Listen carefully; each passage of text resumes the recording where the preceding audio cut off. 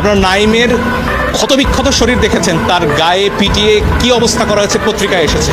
আমি জানি অনেক ইলেকট্রনিক গণমাধ্যম দেখাতে পারেননি সেটা, কিন্তু পত্রিকায় এসে ছবি আমরা দেখেছি। সেই নাহিদকে যখন নিয়ে যাওয়া হয় তখন এটা বিশ্বাস করার কোনো কারণ নেই যে তাকে সেখানে আপ্যায়ন করার জন্য নেওয়া হয়েছে।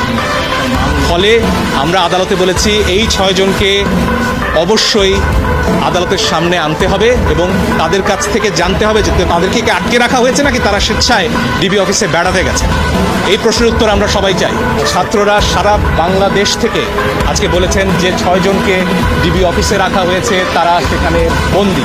তারা স্পষ্টতই ছাত্ররা বলেছেন কালকে ডিবি অফিস থেকে বা যেখান থেকেই হোক যে ভিডিও প্রকাশ করা হচ্ছে সেই ভিডিওতে যে কথা বলা হয়েছে সেটি অস্ত্রের মুখে হয়েছে, ছাত্ররা সেটি বলেছেন। এবং এই ধরনের আন্দোলন প্রত্যাহারের দাবি ছাত্ররা মানেন না, তারা সেটি বলেছেন।